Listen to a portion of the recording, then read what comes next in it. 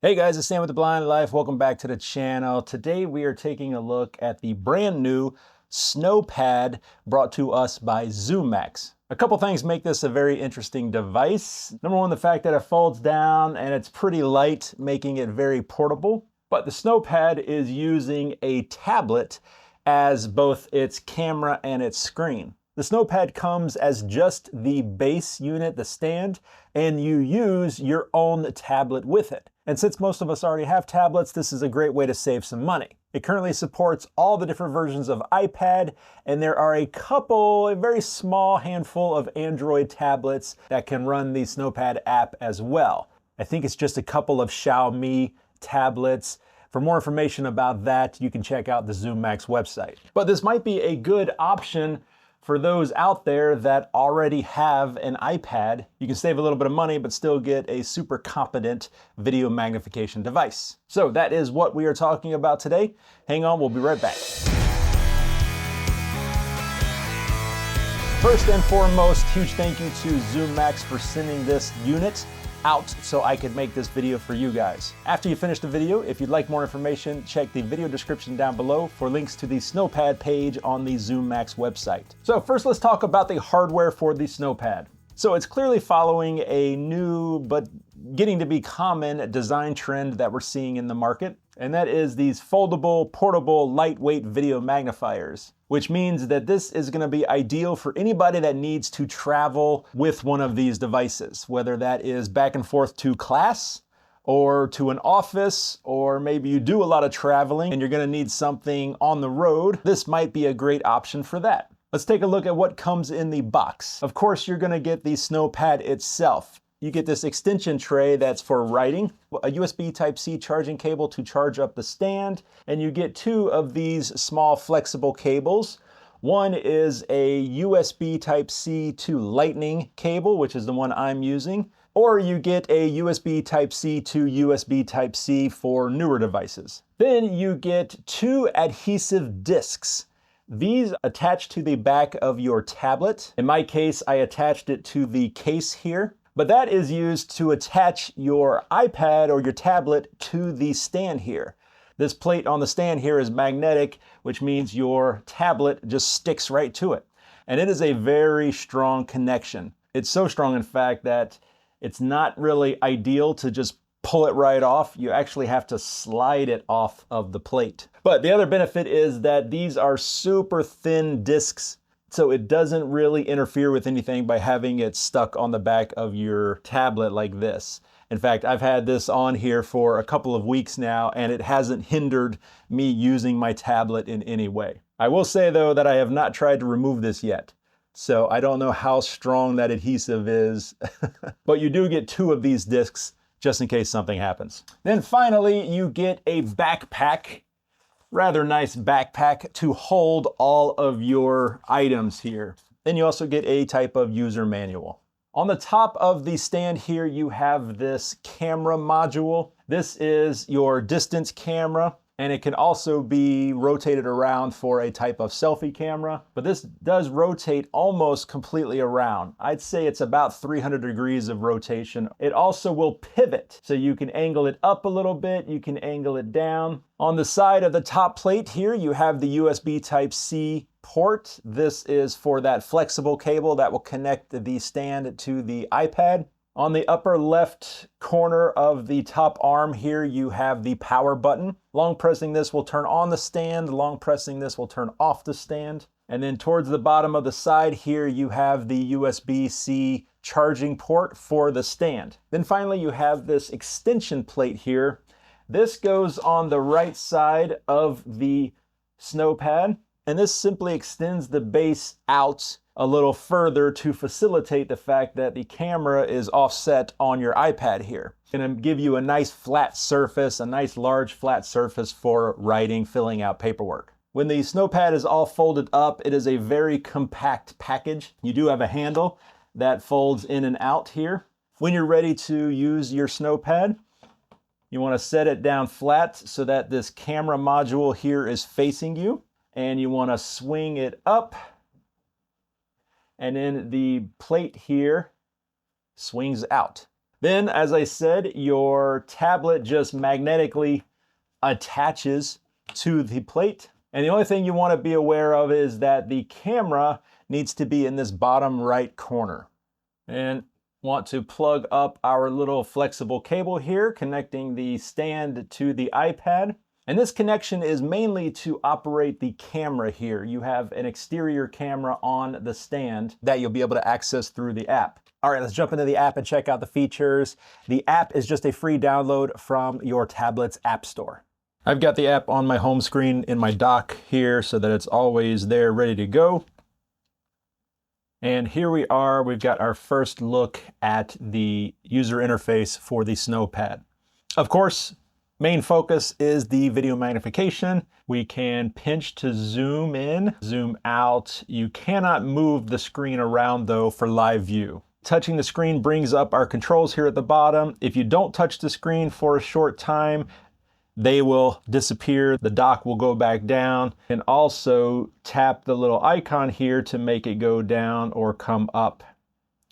Little arrow icon. Maximum magnification is 32 times. That is crazy magnification.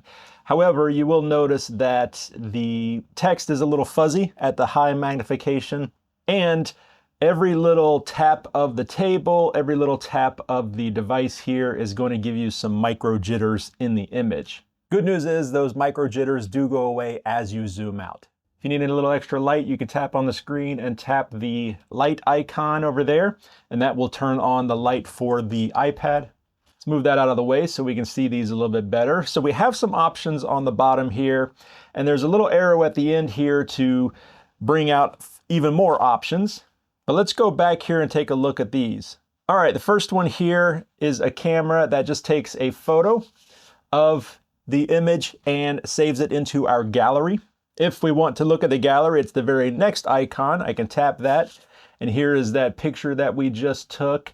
You can zoom in, you can zoom out, pinching just like normal. But now, unlike the live view, we can move this image around. And since this is using the power of the iPad, it's very responsive, which is great. All right, let's take a picture of some text here. And then let's view that in the gallery here. Now that we're in the gallery here looking at this photo we just took, we have some more options. On the screen in the upper left corner, we have an arrow to go back. In the upper right corner, we have a trash can and a share button. So the trash can will delete this photo. The share, if I tap that, it gives us all of our normal iPad options for sharing a picture. Down at the bottom, we have a bunch of different options now that we're in the gallery.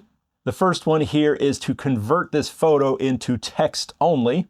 So if I tap that, it just turned everything into text, like a text document. This is pretty cool. Now I can zoom in and zoom out if I want to.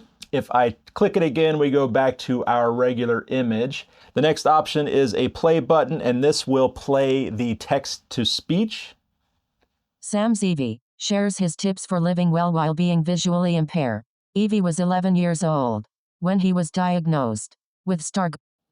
So that button will play, and it will also pause the reading. If we switch over to text here, and I Sam's do Evie that, on Living the Best Blind, the orator of the YouTube Handle the Blind Life. You'll see that we also get a highlight that follows the reading. Next to it, we have a speed button, and this will increase or decrease the reading speed. The next couple ones are grayed out. Those are only accessible when you have it set to the original image. We'll come back to that. And then the very end is the contrast, the color contrast button.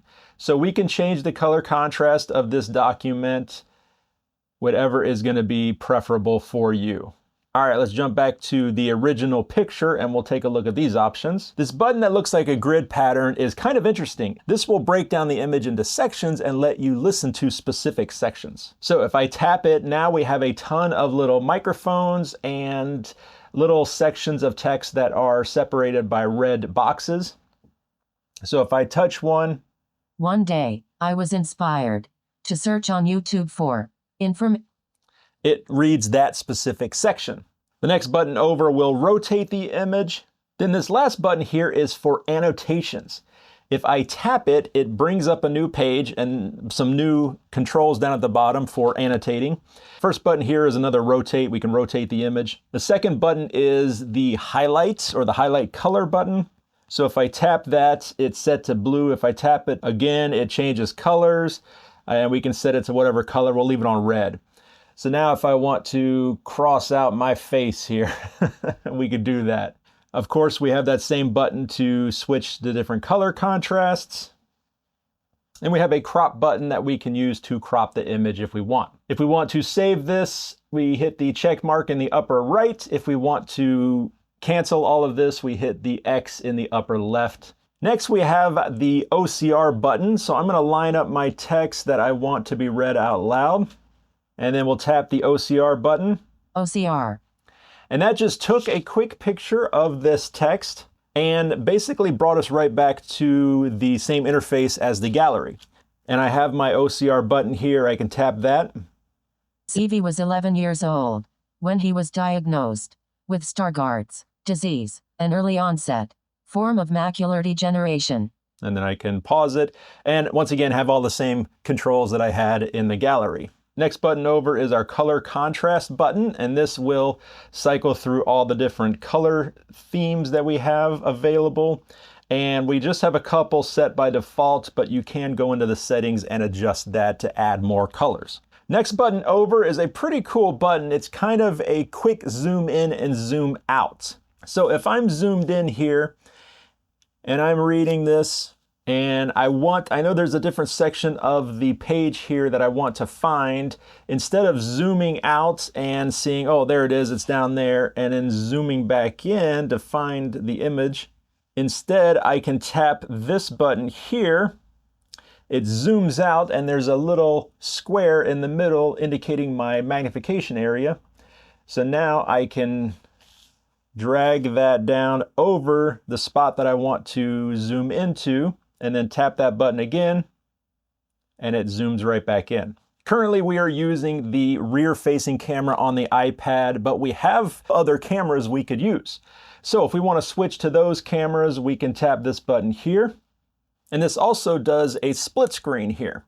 So we have the rear-facing camera on the right side. We have the distance camera on the left. Since this camera does have the ability to angle up and down, I can point it up at the painting up there. And now we have a split screen of those two cameras. I can drag the split screen middle one way or the other, depending on which one I want to have the primary focus on. I can tap on one and zoom in on that, or I can tap on the other and zoom in on that one. If I tap that camera button again, it will do a horizontal split screen. So now the distance camera is at the top, the bottom document camera at the bottom. Tapping again will switch to the individual cameras. So now I have the distance camera at full screen. Now I've pointed it to the box there in the distance, and you'll see that the image is flipped. So if we tap the screen in the upper right, we have an option to flip that image to make it display correctly on the screen. One benefit of doing the split screen with the near view and the distance view is going to be for students. They'll be able to point the camera at the teacher up at the front of the room, maybe working on the blackboard. If they still have blackboards in schools, I don't know. It's been a long time since I was in one. But then they can also have their worksheet down here and be able to follow along with that as well. That's all the icons here on this main screen. If I tap the arrow, we have a bunch of new icons. The first one here, Detail view. This one is detail view. And what this does is it does a split screen once again, and it has the regular magnified view over on the right side with an extreme magnified view on the left. So I could see this being very helpful for stamp collectors, maybe coin collectors, or possibly needing to cut your fingernails, any of that stuff that's you're going to require some really good detail view, but you also want to be kind of zoomed out so you can have the context as well. Next button over is our selfie button. If I tap that, it will turn over to the top camera. Where are you? There you are. So I can tilt it down and get a selfie view. Next, we have our lines and blinds. If I tap that, a little menu pops up with all of our lines and blinds options. Oh, disappeared. Let me tap it again. So I can tap this first one here and we have a horizontal line. Tapping the next one over gives us our vertical line. And if I want to move that, I just grab it and drag it wherever I need to. If I don't want those, I can just tap the first button here to get rid of them. Next, we have our blinds, and the same thing. I just tap the button to cycle through those blinds. And we have two handles here, so I can drag it, move this wherever I need to.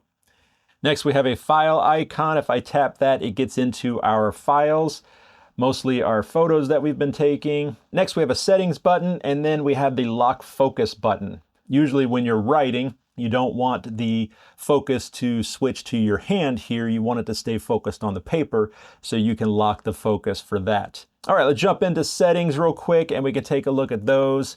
Basic mode. The SnowPad has a basic mode, and what it does is it removes a lot of the buttons on the home screen or the main user interface that you're probably not going to be using that often. I would argue 75% of people aren't going to be using some of those buttons. So you can turn on basic mode and just have these core elements on the home screen. Home edit. Then the next two options here, home edit, Image edit. home edit and image edit. This lets you customize your home screen buttons and your photo editing buttons, or in the gallery, the buttons that show up in the gallery. So if you don't want some of these options, you can turn them off. If you want maybe the focus lock button and the selfie button, maybe you want those on the first page of icons, you can reorder these and do that. OCR and TTS. OCR and TTS, or text-to-speech. So you have a couple options in here, mostly changing the language, and it looks like there's a ton of languages available. Demo video. You can watch a demo video here through the settings. Color mode. Color mode. Now in here are all those colors, those extra colors that I mentioned earlier that are currently disabled, which means that they don't show up in that main list of colors that you can choose. But it's no problem. You just tap one. If there's a red X, it means it's disabled. If you tap it and the X goes away, then it's enabled. Line color. You can choose what color the line is for the lines and blinds. Voice prompt. We can turn off these voice prompts that we're currently using. Frequency. Frequency, this has to do with what country you live in. Reset. And then we can reset all of our settings if we want to. And then finally, software. The last one is software information.